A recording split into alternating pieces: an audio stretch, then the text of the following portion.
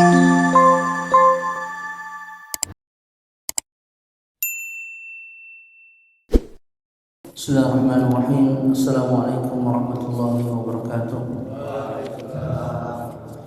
Innal hamdalillah nahmaduhu wa nasta'inuhu wa nastaghfiruh wa na'udzu billahi min shururi anfusina wa sayyiati a'malina. May yahdihillahu fala mudilla lahu wa may yudlil fala hadiya lahu. Asyhadu an la ilaha illallah wahdahu la syarika lahu wa asyhadu anna Muhammadan abduhu wa rasuluhu la nabiyya ba'dahu.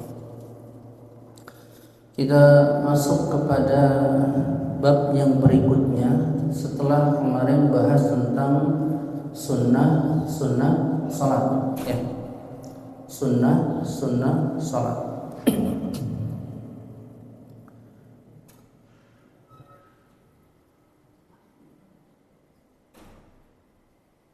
Kita masuk hari ini pada bab tentang makruhatus salat. Makruh salat. Apa yang dimaksud dengan makruh? Yaitu kullu ma yusabu al-musalli ala tarkihi imtithalan wa la yu'aqibu ala fi'lihi. Yaitu setiap yang diberi ganjaran kepada orang yang sholat bagi yang meninggalkannya. Yaitu kalau ditinggalkan dapat pahala dan tidak mendapat azab jika dikerjakan. Jika dilakukan tidak berdosa. Itu makruh. Ya, itu makruh. Contoh, fatarkul takbiratil intiqal, meninggalkan takbiratul intiqal itu tidak mengucapkan takbir intiqal. Kalau dalam mazhab Syafi'i dia larinya kepada sunnah hayat, takbir intiqal. Beda dengan takbiratul ihram. Kalau takbiratul ihram kan rukun mengucapkannya. Tapi kalau selain takbiratul ihram yaitu takbir intiqal, itu sunnah hayat menurut mazhab Syafi'i. Kalau mazhab yang lain Imam Ahmad itu wajib sholat. Wajib sholat ini sudah pernah kita bahas. Ya, apa bedanya wajib dengan sunnah dengan rukun?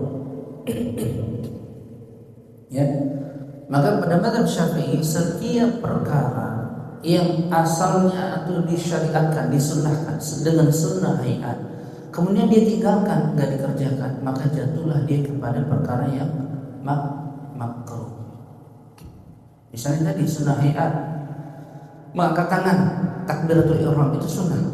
Allahu Akbar, angkat tangan ini sunnah hayat. Maka dia nggak mau angkat tangan, dia nggak mau angkat tangan, maka terjatuh kepada yang makruh, nggak membatalkan sholat. Ingat ya, perkara makruh ini jika dikerjakan nggak dapat dosa, jika ditinggalkan baru dapat pahala. Ini lawan daripada sunnah. Sunnah kan kalau dikerjakan dapat pahala, ya kan? Nah, kalau ditinggalkan tidak berdosa. Kebalikannya nih, jika ditinggalkan dapat pahala, dikerjakan tidak berdosa, namanya makruh. Iya, itu untuk kesempurnaan sholat. Ya, pokoknya setiap perkara yang sunnah, kemudian kita meninggalkannya, maka terjatuh pada hukumnya makruh. Paham ya? Tapi yang maksud di sini kalau menurut mazhab Syafi'i adalah sunnah hayat, bukan sunnah ab'ad. Sunnah menurut mazhab Syafi'i sudah ada jelaskan kan, ada sunnah ab'ad, ada sunnah hayat. Sunnah ab'ad itu cuma ada 5. Yaitu kalau ditinggalkan wajib, kalau dia lupa wajib padanya sujud sahwi. Kalau ditinggalkan dengan sengaja nggak sujud sahwi, batal salatnya. Itu sunnah ab'ad. Gitu ya. Tapi kalau sunnah hayat, jika ditinggalkan meskipun dengan sengaja tidak membatalkan salatnya, tetapi tentu mengurangi kesempurnaan pahala salatnya. Jelas nggak nih? Ya. Nah, di Dikhususkan pada mazhab Syafi'i, makruh salat itu ada sekitar 7. Ada sekitar 7 makruh salat. Ya, ada sekitar 7. Yang pertama adalah al-iltifatu fi sholati bil 'unuq illa li hajj.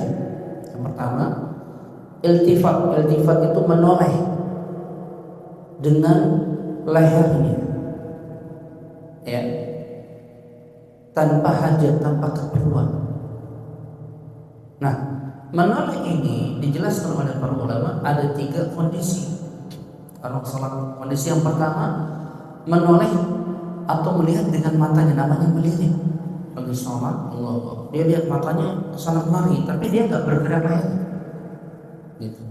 Ya, sama sini, ya, itu makruh. Menoleh yang kedua, menggerakkan lehernya. Ya, misalnya yang berisik bersama, jangan berisik, batal. Bisa. Lagi sholat gak khusyuk, anak sebelah bercanda, bersih, batal kita. Maksudnya kalau kita menoleh tidak menggerakkan tubuh kita nih, dada kita, makruh. Jadi menoleh yang pertama dengan dirikan mata, gitu ya. Menoleh yang kedua dengan menggerakkan leher. Nah, menoleh yang ketiga ini yang membatalkan sholat dengan dadanya, karena dia akan berpaling dari kiblat. Takut Allah. Ini bisa membatalkan sholat karena harusnya menghadap kiblat. Karena menghadap kiblat itu termasuk syarat sholat. Maka ketika dipalingkan badannya, maka batal sholatnya. Kalau dengan sengaja, beda kalau dengan tidak sengaja. Kalau dengan tidak sengaja ada hajat, ada keperluan, tidak ada masalah. Misalnya kita sholat sambil melihat anak-anak supaya jangan berisik, ya diawas, nggak apa-apa, nggak ada masalah. Yang penting jangan menoleh dengan dadanya, badannya. Ya, tapi hukum asalnya iltifat kalau tidak ada hajat hanya makruh. Kalau nggak ada hajat, beda. Kalau ada hajat nggak ada masalah, tidak berdosa, bukan makruh, bahkan bisa menjadi wajib. Nggak apa-apa, nggak ada masalah. Yang penting kita nggak boleh ngomong. Tentu kalau anak-anak itu terlalu berisik, ya, apa kita bisa lihatin, diam aja, jangan ngomong. Kalau ngomong batal ya. Tadi kan siapa sih? Batal. Lihatin aja. Enggak. Ini makruh. Tadi tingkatan iltifat, berpaling atau itu ada 3, dengan matanya, dengan lehernya, dengan dadanya. Tapi 3-tiganya ini menjadi boleh kalau ada hajat. Nah, itu tadi misalnya berisik, jamaah mengganggu, kita lihat.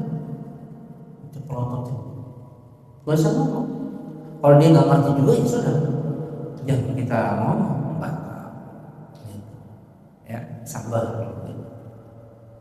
Jelas ya, ini yang pertama. Kenapa termasuk makruh? Karena ilahnya, alasannya akan memalingkan orang dari kekhusyukan. Orang melotot ke sana kemari, lihat sana kemari, kan hilang khusyuk. Maka kita dianjurkan untuk sholat itu menghadap mata kita, melihat tempat sujud, supaya apa? Fokus. Kecuali ada hajat, ada keperluan, nah itu lain. Ya, ini penting nih. Kenapa dibilang makruh? Karena akan mudah memalingkan orang dari kekhusyukan. Gitu. Jelas ya? Nabi sallallahu alaihi wasallam bersabda, ini dalilnya dalam hadis yang diriwayatkan oleh Imam Abu Dawud, nomor hadisnya 909, dan juga diriwayatkan oleh imam yang lain. La yazalu Allah azza wa jalla muqbilan 'ala al-'abdi fi salatihi ma lam yaltafit. Allah selalu menghadap kepada hambanya selamanya hambanya itu tidak berpaling dalam salatnya. Jadi kalau hambanya berpaling itu maka Allah pun akan berpaling. Jadi menunjukkan kekhusyuan, maksudnya harus khusyuk, usahakan untuk khusyuk, jangan berpaling kemanapun kecuali tadi ada hajat. Ya, kecuali tadi ada hajat. Dan iltifat ini kata Nabi sallallahu alaihi wasallam adalah al-ikhtilasu yakhtalisuhu syaitan min salatil abdi. Ikhtilas, pencurian dalam syaitan.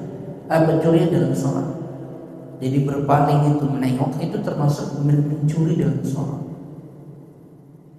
Ya, mencuri dalam salat. Dan ini enggak boleh. Ya, ini penting kita untuk memahami. Kenapa tadi?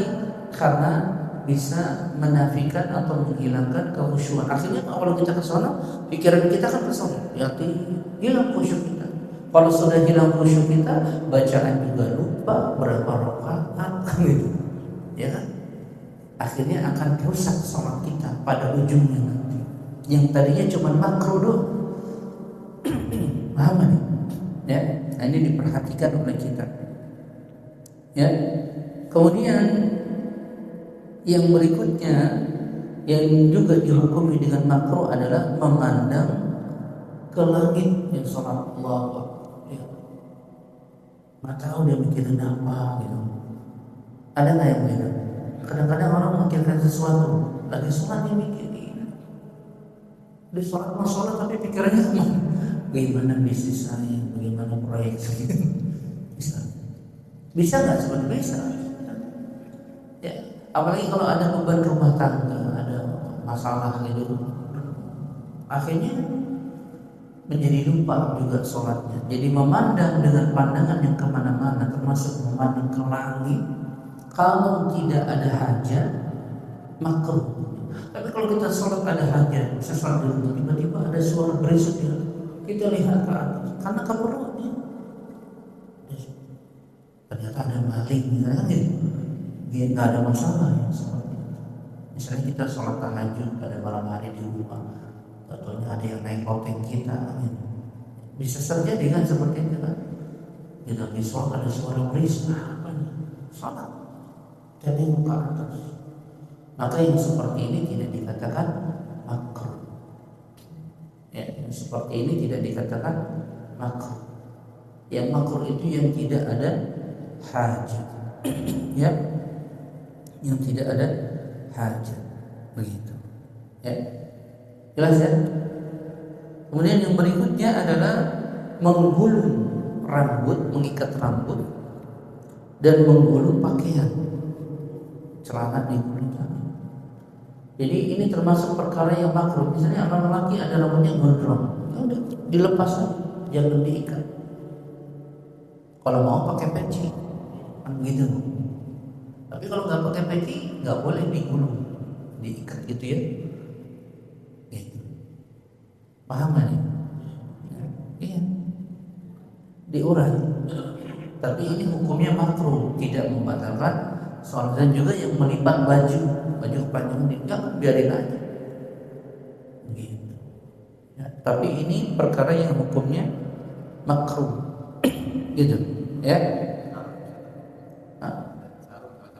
Gulung.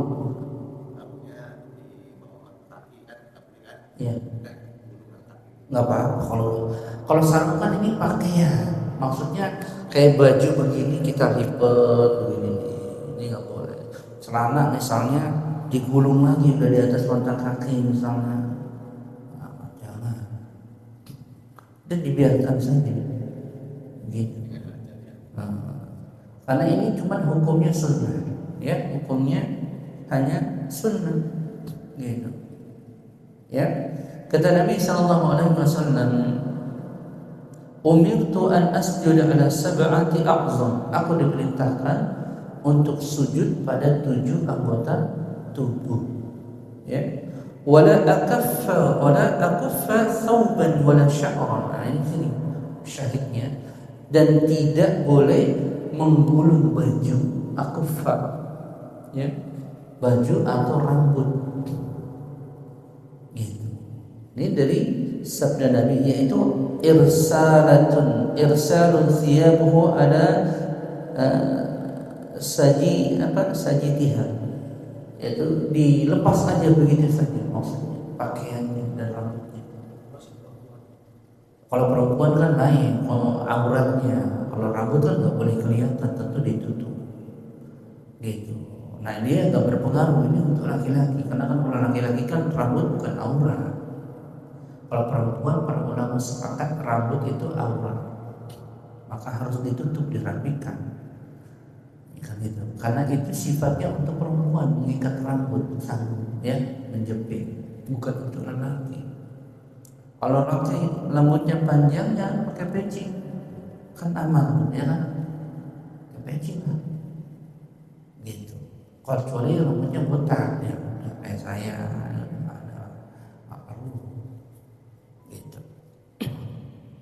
Ya, itu makruh salat. Kemudian yang berikutnya adalah as-salatu 'inda hadratit ta'ami, ya, salat ketika hadirnya makanan.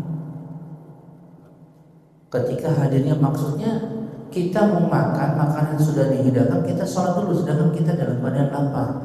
Enggak boleh. Kata Nabi, makan dulu baru salat. Kecuali sudah kenyang.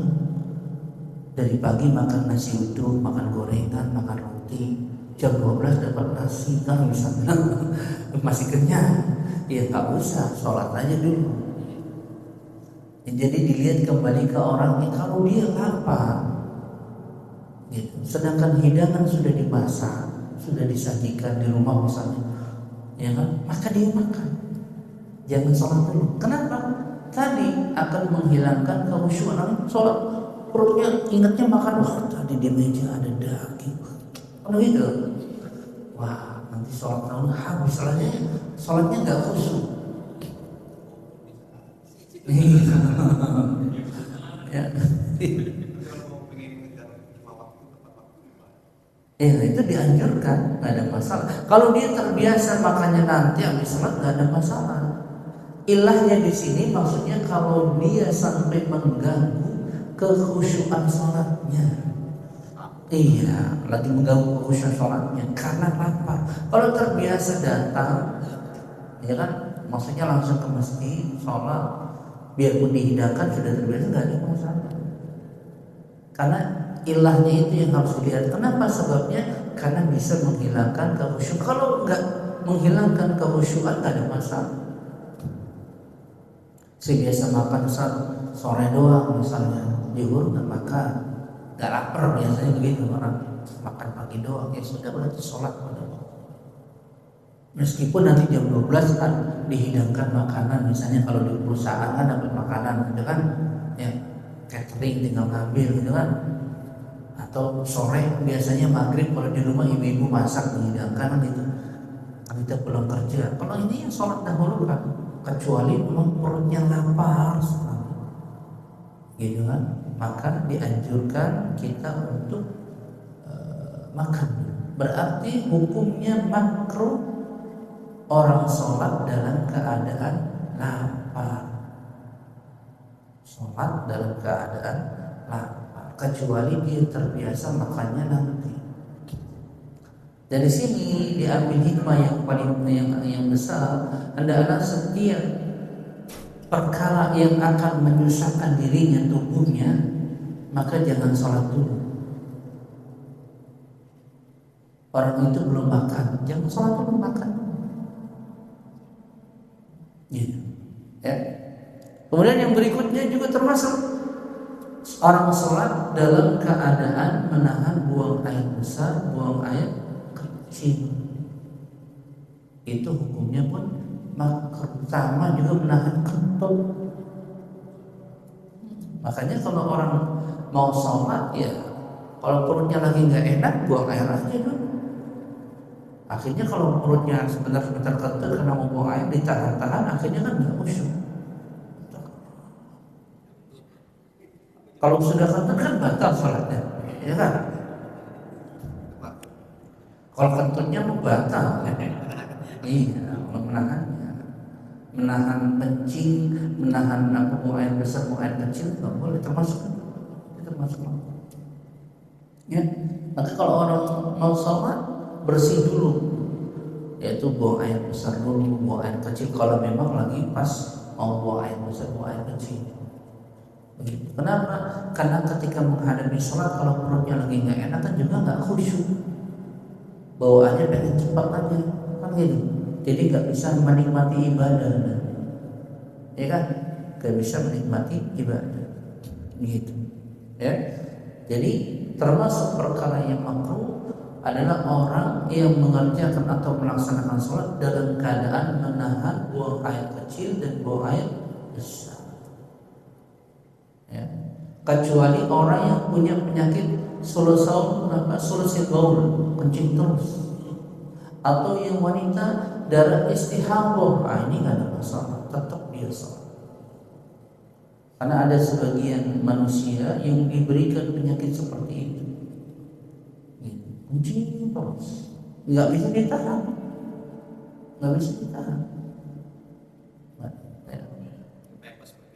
Iya, pokoknya dia sholat bukan karena menghilangkan najis, karena najisnya tetap ada, tapi dia sholat karena lidawur, yaitu karena kondisi begitu. Tapi kalau dia kentut tetap batal wudunya, bukan kaitan sama kencing, paham ya? Cuma seperti orang wanita istihadah, darah haid wanita kan ada 3, ada darah haid, darah walimah, nifas, kemudian darah istihadah. Darah nifas dengan darah haid ini kan haram orang sholat, kotor wanita, ya kan? Tapi darah istihadah para ulama sepakat ini wajib sholat meskipun dia keluar darah. Bagi sebagian perempuan darah itu ada yang nggak pernah berhenti, terus keluar. Cuma nanti kalau dia bisa bedakan antara darah haid dengan darah istihadah, harus dia bedakan. Ketika keluar darah haid maka nggak boleh sholat, tapi ketika keluarnya darah istihadah wajib tetap sholat. Ini penting buat suami istri, misalnya tenaga mendapati istri yang keluar darah istihadah, dan kita pikirnya haid mulu, gitu. Ini enggak, padahal kalau darah istihadah bagi seorang istri boleh sholat, boleh berhubungan dengan suami, halal. Yang haram kan kalau berhubungan dengan istri ketika darah haid, ya haram. Tapi kalau dia mendapati istrinya ternyata punya penyakit mengeluarkan darah haid istihadah, maka nggak ada masalah. Begitu. Ini harus dipahami oleh kita kalau kita punya anak perempuan misalnya. Karena kadang-kadang darah keluar terus, maka dia harus bisa membedakan mana waktunya darah haid, mana waktunya istihadah. Gitu. Dia penting, baik. Iya, perempuan penting. Ya, penting. Karena kalau kita punya anak-anak gadis, kalau nggak ngerti kasihan. Wah, saya mah nggak pernah sholat, kenapa? Keluar darah terus. Karena mungkin. Maka itu dihukumi dengan darah istihadah. Ya, itu nanti masuk kepada fikih tentang fikih nisa, fikih perempuan terkait dengan macam-macam darah. Nah, ini penting dipahami oleh kita. Ya. Kemudian yang berikutnya adalah as-salatu fi halatin nu'asy syadid. Salat dalam keadaan mengantuk yang berat, itu pun enggak boleh. Maka salat dalam keadaan ngantuk enggak boleh. Suruh tidur orang. Ya.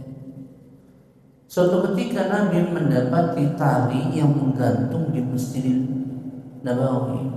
Ternyata tali itu dipakai untuk sholat qiyamul lail oleh sebagian istri-istri Nabi, digunting. Maksudnya apa pakai tali? Jadi kalau dia ngantuk, dia berpegangan supaya tetap sholat. Begitu. Dia menyender pada talinya. Maka kata Nabi, kalau seperti itu nanti nggak khusyuk. Kenapa? Karena orang ketika mengantuk, dia berdoa meminta rahmat, minta ampunan, ternyata dia mencaci maki dirinya. Karena dia nggak sadar apa yang dia ucapkan. Makanya kata Nabi, kalau orang ngantuk berat maka tidur. Orang kerja lembur, misalnya Pak Jalan Safa, dan ini lelah, capek. Kita lihat waktu misalnya di perjalanan dari penghujung satu waktu zuhur sampai jam 3, kita masih kerja nih, udah kecapean, maka jangan langsung salat. Kalau kita lama tidur aja, tidur. Misalnya tidur jam 12, misalnya ternyata kebablasan karena kecapean bangunnya pada asar, nggak apa, sholatlah pada asar, sholat zuhurnya, gitu. Nah, kalau memang ngantuk berat, kecapean setelah 3 hari nggak tidur ngurusin, misalnya 2 hari nggak tidur gitu kan, bisa nggak begitu orang? Bisa kan? Kalau kerjanya safar kemana-mana ngurus sana ngurus sini, apalagi kalau kerja proyek, gitu, nggak bisa tidur. Dia kadang-kadang dituntut sama atasannya harus selesai, sehingga akhirnya kecapean. Kalau setelah itu langsung ngedrop biasanya, ya kan? Orang tidur baru, ya kan?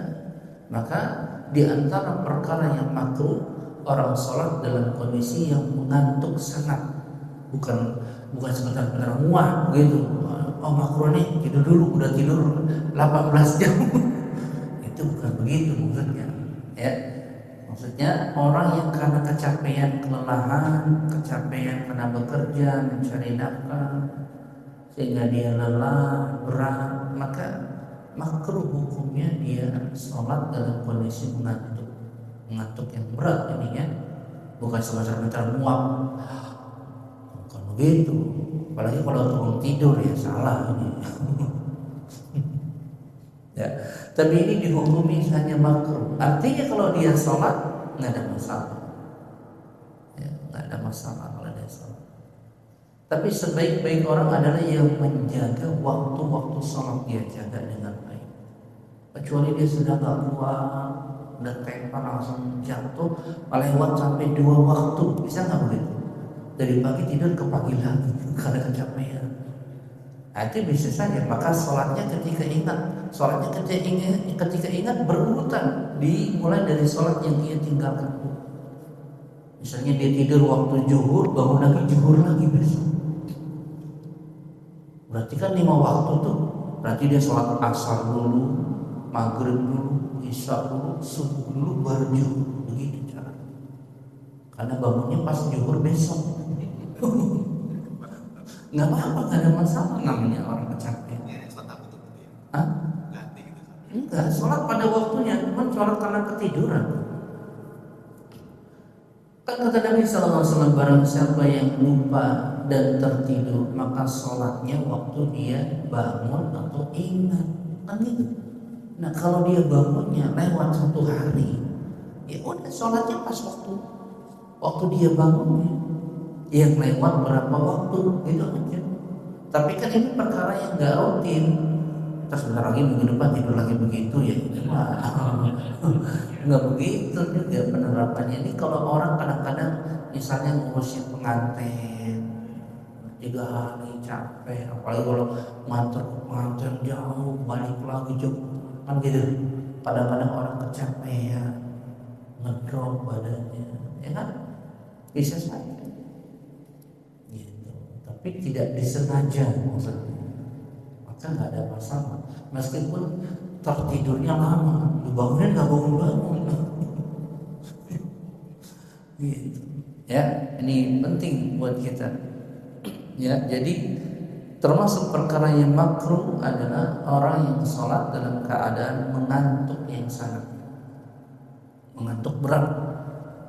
Kemudian juga termasuk yang makruh adalah sholat di tempat-tempat yang dijelaskan oleh mazhab Syafi'i, di antaranya di kamar mandi. Gak boleh orang sholat di kamar mandi, itu perkara yang makruh. Tapi kalau ada najis nggak sah sholatnya,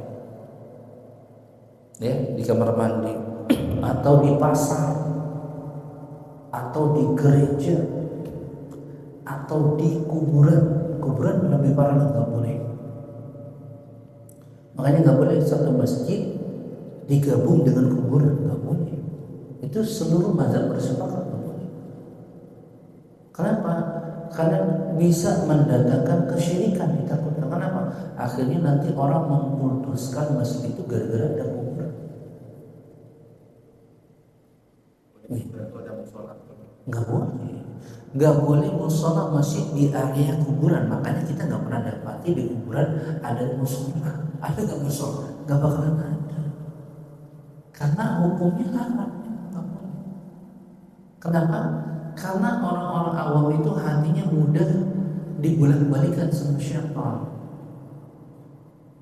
Mama, orang yang sholat yang di masjid itu ada kuburan orang soleh, dia akan menyangka kalau sholat di sini itu lebih enak, lebih nyaman, lebih dikabul karena ada kuburan, bukan karena Allah. Hati-hati kalau sudah seperti itu. Umumnya nanti orang akan meminta-minta pada pengunjungnya. Kalau cuma ziarah nggak ada masalah, tidak pernah dilarang. Kita berziarah kepada kuburan orang-orang yang telah mendahului kita, ya, itu tidak ada, bahkan dianjurkan, tapi untuk mengingat kematian dan mendoakan mereka. Tapi kalau kuburan ada di dalam masjid, ini berbahaya. Karena nanti biasanya akan menjadi pengkultusan. Pengkultusan artinya ada juru kunci, masuk bayar 20.000, kan itu. Kalau sudah begitu bisnis, nah itu repot seperti itu. Ya. Nah, kalau di Masjid Nabawi, kuburan Nabi asalnya bukan masuk Masjid Nabawi. Nabi meninggal di rumahnya Aisyah. Rumahnya Aisyah nggak masuk Masjid Nabawi pada zaman Nabi. Sampai pada zaman sahabat nggak masuk, maka aman. Makanya ketika Abu Bakar meninggal dimasukkan di situ. Kan itu. Ketika Umar meninggal dimasukkan di rumahnya Aisyah. Karena nggak masuk masjid. Mulai dimasukkan masjid pada awal-awal masa tabi'in. Penghujung sahabat, udah gak ada sahabat, khalifah kalau nggak salah ketika itu memerintahkan perluasan Masjid Nabawi, dimasukkanlah Masjid Nabawi, kuburan itu ke Masjid Nabawi. Kemudian itu diingkari oleh ulama-ulama besar, di antaranya siapa? Sa'id ibn Musayyib, mengingkari keras. Ulama besar ketika itu di Madinah namanya Sa'id ibn Musayyib, menantunya sahabat Nabi Abu Hurairah. Marah karena nggak pernah dimasukkan itu pada perluasan masanya Utsman bin Affan, nggak pernah dimasukkan itu, sehingga orang menyangka kuburan Nabi di dalam masjid, padahal tidak. Apa sebabnya? Nabi sallallahu alaihi wasallam bersabda dalam hadis yang diriwayatkan oleh Imam Bukhari Muslim, 10 hari Nabi mau wafat, mau meninggal, Nabi bersabda kepada Aisyah, kata Nabi sallallahu alaihi wasallam, la'anatullahi 'alal yahudi wan nasara ittakhadhu qubur anbiya'ihim masajid. Laknat Allah, semoga laknat Allah atas orang-orang Yahudi dan Nasrani karena menjadikan kuburan orang-orang soleh mereka sebagai masjid, yang tempat diibadahi. Makanya antara kuburan dengan masjid nggak boleh disatukan. Misalnya orang bangun masjid, bangun masjid, dia wasiat, kalau saya meninggal saya tolong dikuburkan di masjid tempat saya bangun. Nggak boleh, wasiatnya nggak boleh, nggak boleh dituruti. Gitu. Dia punya masjid, kalau meninggal kuburan saya dibangun di sebelah masjid yang ada tanah bambu. Kenapa tadi? Untuk menutup pintu menuju ke syirikan, karena nanti akan berlebih-lebihan. Ya. Nah, itu berbahaya. Bahayanya bukan orang-orang alim, orang-orang awam. Contoh nih, saya dulu lagi bujangan, di Palakan 4 itu ada pohon keluar asap. Saya dulu masih sekolah MTS 15 sini baru ada pohon asap, dan pohon itu di area pekuburan ramai itu sampai berapa bulan ramai. Sampai puncak-puncaknya sebagian orang lagi itu ramai judi togel, masang nomor di situ. Itu terjadi. Akhirnya oleh tokoh-tokoh ulama di sana ditutup. Orang awam nggak peduli. Ini ada klinik, ada jin, datang minta. Apalagi urusan dunia ini. Besok keluar nomornya berapa? Ya kan? Dia nggak peduli itu halal apa haram, boleh mau nggak, yang penting dapat nomornya. Dan itu banyak terjadi seperti itu. Akhirnya kalau tembus, dan kalau tembus bukannya nanti dia akan bergantung terus kan nama itu, ya kan? Akhirnya dia minta ke situ, sebentar ada kesulitan ke situ. Gitu. Demikian juga orang yang dikuburkan di dalam masjid, umumnya nanti orang bergantung sama orang awam. Sebenarnya minta ke situ, memohon ke situ, bukan lagi kepada Allah. Gitu. Ingat ya, berziarah ke kuburan itu disunnahkan untuk mengingat kematian bagi orang yang hidup dan untuk mendoakan orang yang meninggal.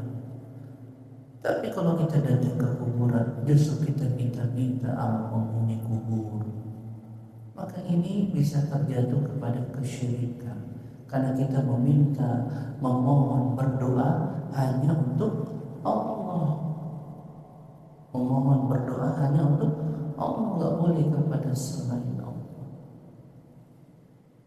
Oleh karena itu tadi seluruh mazhab menyepakati nggak boleh masjid ada kuburan. Jadi misalnya di satu tempat yang dibangun kuburan dulu, kemudian masjid, maka masjidnya dirubuhkan.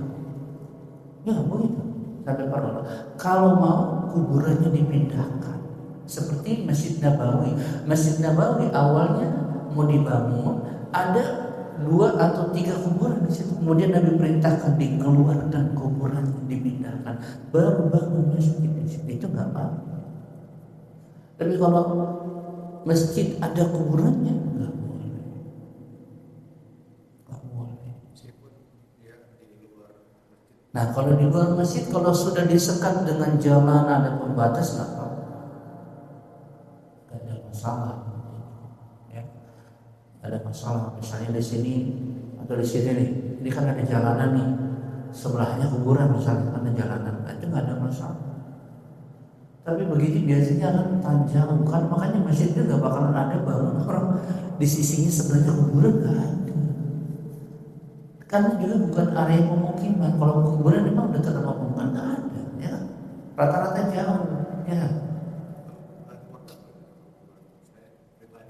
Nah itu nggak ada masalah, kan di rumahnya, kan di rumah.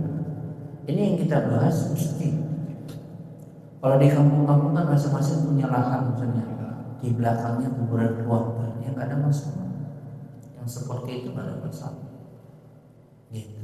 Yang nggak boleh itu tadi, kalau yang meninggal bangun masjid, yang meninggal minta dikuburkan di pekarangan masjid, nggak boleh. Nggak boleh. Yang seperti itu wasiatnya tertolak, batal. Karena nanti tadi apa? Akan mudah gulu namanya, berlebihan, kultus ditakut. Karena syaitan nanti bermain di situ. Syaitan itu paling canggih, cakep mainnya. Bagaimana supaya menjerumuskan orang muslim jatuh kepada kesyirikan tanpa ia sadari. Akhirnya nanti dia lebih senang ibadah yang di masjid ada kuburannya daripada ibadah yang di masjid umum. Kan tidak? Akhirnya nanti dia berdoa menghadap kuburan itu, meminta-minta menghadap kuburan, wiritan di situ, baca yasin, udah. Kalau udah seperti itu repot. Dan itu terjadi nggak? Terjadi. Rata-rata sampai ikut orang awam. nggak ngerti. Orang masih terfitnah awalnya yang begitu karena ada kuburan. Gitu. Makanya di dalam Islam tidak ada istilahnya kuburan keram, itu nggak ada istilahnya kuburan keram, nggak ada. Gitu. Yang harus didatangi setiap tahun, setiap bulan, nggak ada. Ya kalau mau datang aja, ziarah nggak ada masalah gitu. Tapi kemudian diatur waktunya, misalnya pada bulan-bulan tertentu, pada hari-hari tertentu, nggak boleh. Kenapa? Nanti akan timbul pengkultusan. Apalagi kemudian, oh saya habis datang, habis ziarah ke kuburan itu, doa-doa saya dikabulkan. Kan terfitnah orang awam, datanglah, gitu. Itu godaannya syaitan, jin. Akhirnya orang berpikir, enakan di sana. Setiap saya doa diijabah. Itu tipu daya syaitan. Hati-hati. Ya, makanya haram kalau menjadikan kuburan dan masjid jadi satu. Gitu. Ya, tapi kalau kita sholat di kuburan, hukumnya minimalnya makruh. Bisa menjadi haram tadi kalau pada ujungnya pemutusan kepada kuburan itu. Makanya tadi diputus oleh para ulama nggak boleh disatukan antara kuburan dengan masjid. Nggak boleh. Yang penting ya, kalau kita mau bikin masjid, mau bangun masjid, lihat tanahnya ini bekas kuburan atau enggak. Gitu. Kalau tanahnya bekas kuburan, apakah semua kuburannya sudah dikeluarkan, dipindahkan atau belum? Lihat. Kalau sudah dikeluarkan semua, baru bangun masjid nggak apa-apa. Ya, tapi kalau belum dikeluarkan langsung diuruk, nggak boleh. Berarti kita sholat di area penguburan. Tidak boleh. Jelas ya? Ada pertanyaan?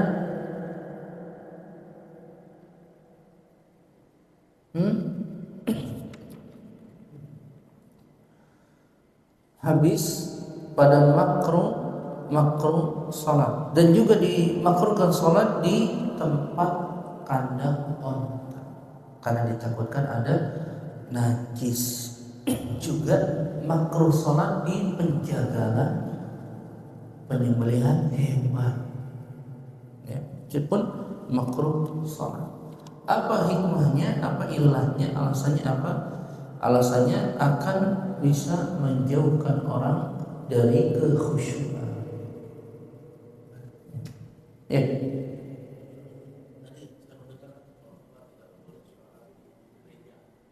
Ya.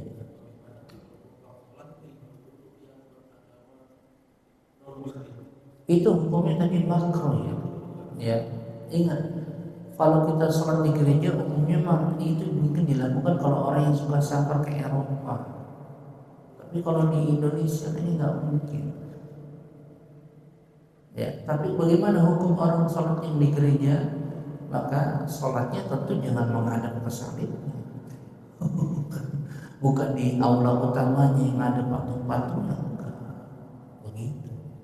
Tapi sholatnya mungkin di sekretariatnya, gitulah. Tapi itu hukumnya makruh. Dan itu karena alasan, misalnya nggak ada tempat, dia lagi safar, kan? Kondisinya dia di tempat yang dia nggak kenal. Boleh dia di tempat, saya mau sholat di sini, boleh nggak apa-apa. Gitu. Tapi hukumnya makruh, bukan dilarang. Ingat ya, ini bukan dilarang, kecuali ada najis di tempat itu baru nggak boleh.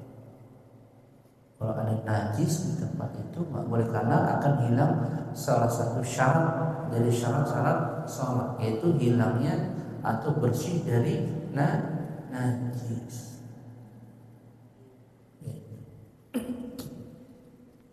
Jelas ya? Ada lagi yang lain?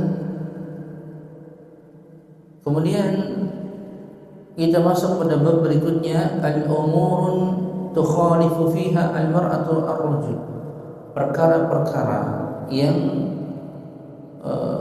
wanita berbeda dengan laki-laki dalam sholat. Kalau pada mazhab Syafi'i di sini dijelaskan ada 5 perkara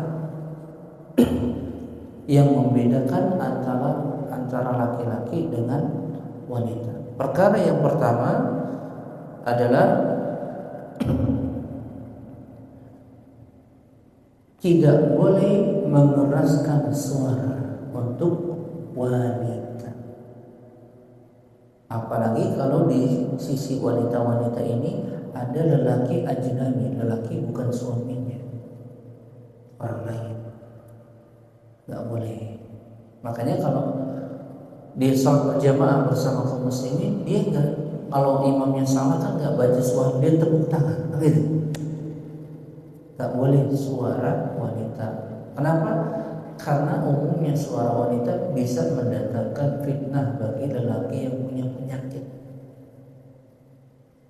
Suara wanita, anak wanita itu biasanya lemah gemulai.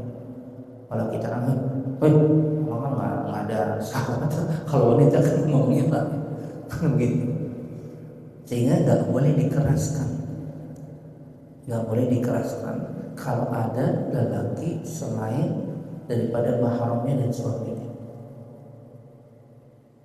Ya, gitu. Kenapa? Karena bisa mendatangkan fitnah. Meskipun dia sholat maghrib berjamaah misalnya, perempuan harusnya kan dikeraskan, tapi ternyata ada lelaki di situ, mengapa nggak boleh disirkan? Karena takut terjadi fitnah. Kecuali nggak ada lelaki yang lain. Jelas ya? Berbeda dengan laki-laki, dikeraskan, dianjurkan keras pada sholat-sholat jahriyah. Tentu ini kalau sholatnya sholat di masjid, musola ya, bukan di rumah nanti keras-keras. Bukan. Kalau di rumah ya minimal suara kita terdengar aja, gitu. Ya, itu maksudnya. Kemudian yang kedua adalah itu tadi, jika berbedanya jika seorang imam lupa dalam sholatnya, maka dianjurkan bagi lelaki mengucap baca subhanallah. Tapi bagi perempuan dengan bertepuk tangan. Itu kalau sholat berjamaah. Tapi kalau imamnya bacaannya salah dalam surat, maka ditegur dengan ucapan. Tapi yang negurnya laki-laki, tapi perempuan. Misalnya imam baca, qul ya ayyuhal kafirun la a'budu ma ta'budun, langsung lakum dinukum waliya, langsung tegur, wala antum, gitu. Makmum yang di belakangnya. Jika terlewat ayatnya, gitu ya. Jadi bacaan tasbih itu hanya pada gerakan salat. Ada ya? Dia harusnya ruku, dia langsung sujud, subhanallah, gitu. Tapi ini bagi lelaki, bagi perempuan tepuk tangan, nggak boleh keluar suara sedikit. Ya. Sampai kalau imam pun sama, karena sudah ada makmum yang di belakang laki-laki yang akan menegur. Jelas ya? Kemudian yang berikutnya adalah seluruh aurat wanita dalam sholat itu tertutup seluruh tubuhnya kecuali 2. Apa dia? Wajah dan telapak tangan.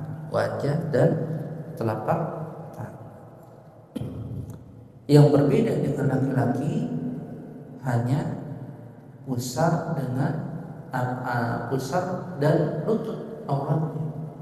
Tapi tentu dia harus menutup badannya.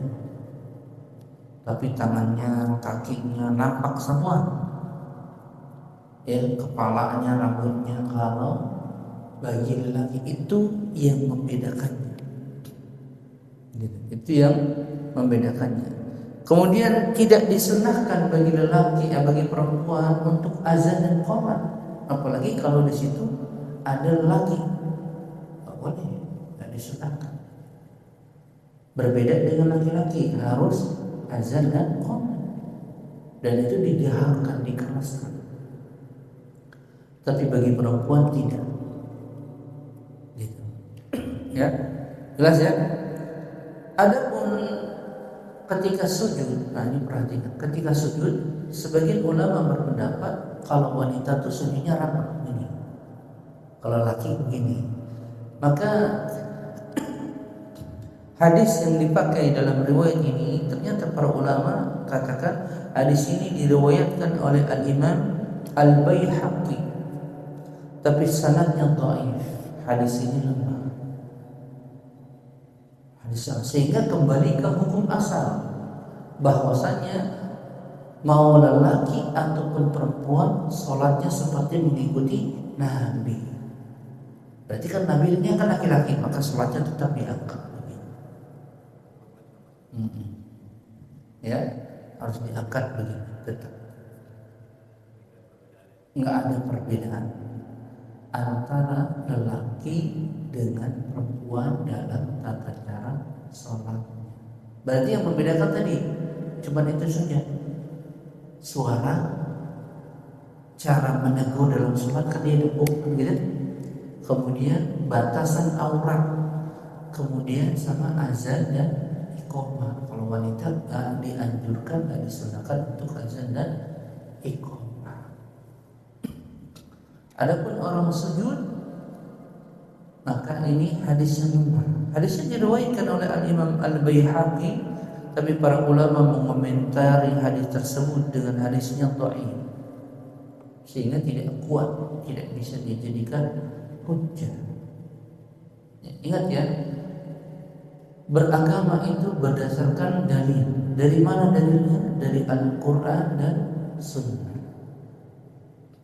Kalau membahas tentang hadis Nabi atau Sunnah Nabi, maka hadis Nabi ada yang sah datangnya dari Nabi, sahih, ada yang tidak sah datangnya dari Nabi, bahasanya dhaif, lemah.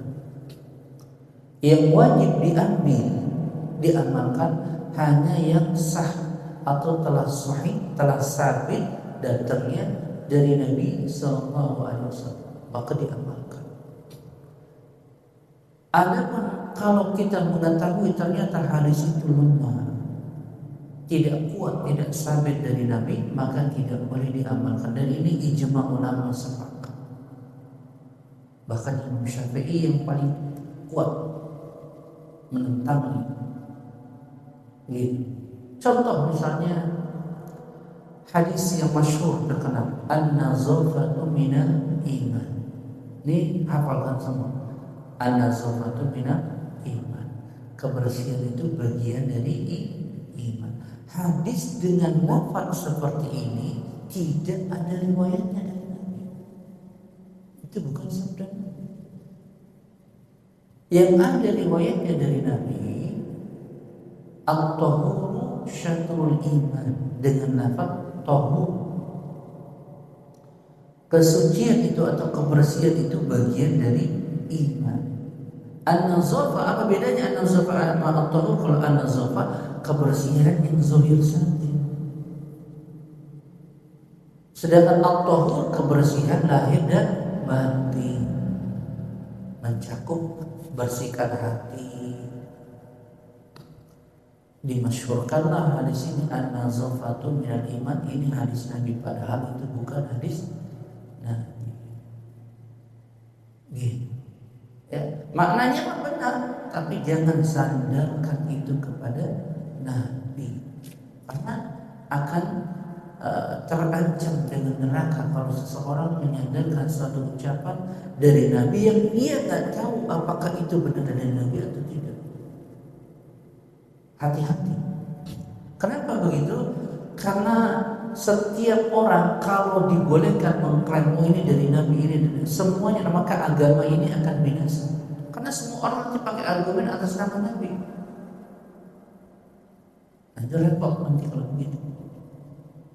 Makanya para ulama katakan, jika orang mengatakan dari Nabi, maka harus diteliti rawinya, siapa yang meriwayatkan hadis tersebut.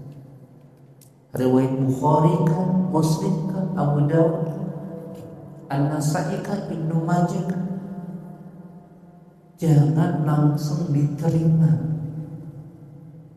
Sehingga kata para ulama, al-isnadu minad din. Sanad itu bagian dari agama, yaitu dalam hadis itu ada mata rantai rawi yang menyampaikan sabda Nabi. Ya, dan falyatabawwa maq'adahu minan nar. Barang siapa yang berdusta atas namaku, ya. Barang siapa yang berdusta atas namaku, muta'ammidan, dengan sengaja berdusta atas nama Nabi. Ia katakan ini dari Nabi, ia katakan ini dari Rasul, padahal Nabi tidak pernah berkata seperti itu, tidak pernah bersabda seperti itu. Falyatabawwa maq'adahu minan nar, maka siapkan tempatnya di neraka. Sudah disiapkan kaplingnya di neraka oleh Allah Subhanahu. Ancaman yang keras kepada setiap orang yang berdusta atas nama Nabi sallallahu alaihi wasallam.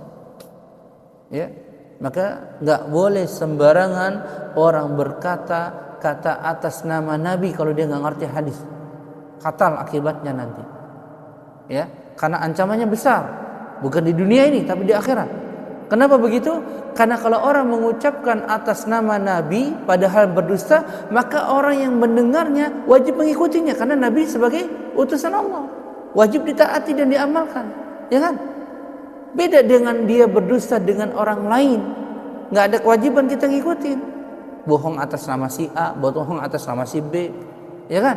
Tapi ketika dia berdusta atas nama Nabi, ini konsekuensinya apa? Akan memunculkan hukum baru, syariat baru atas nama Nabi yang Nabi tidak mensyariatkan amalan tersebut.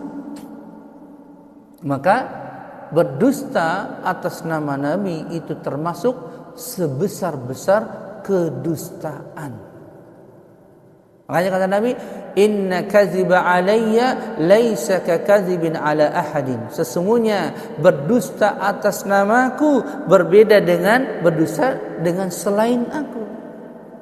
Sebab kalau orang berdusta atas nama Nabi, maka dia menjadi hukum yang harus diamalkan sampai hari kiamat, kan gitu.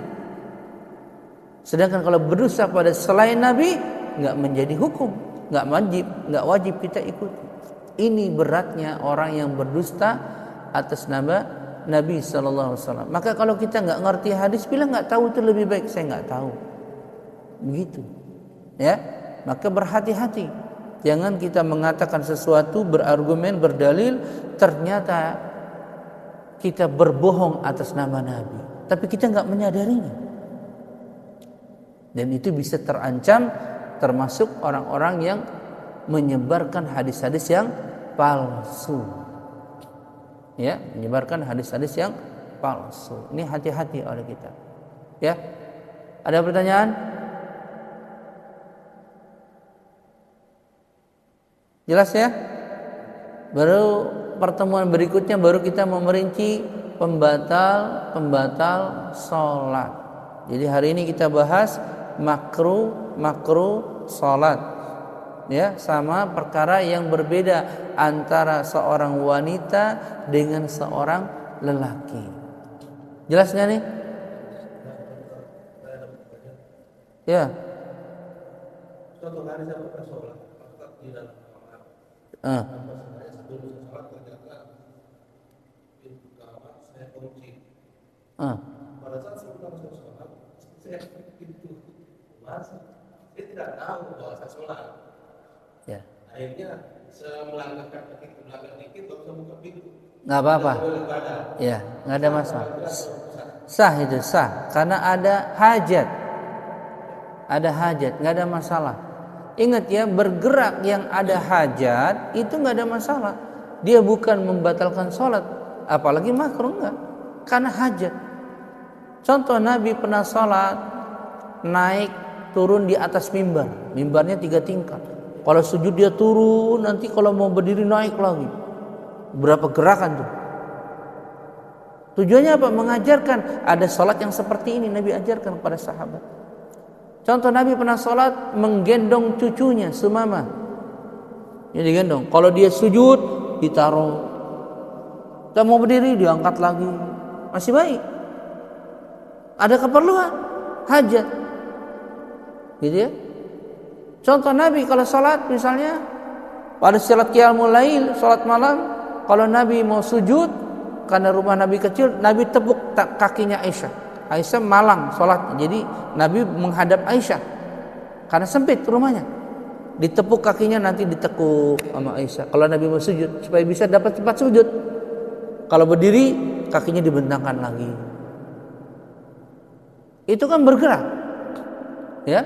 Nanti kita masuk pada pembahasan tentang pembatal salat.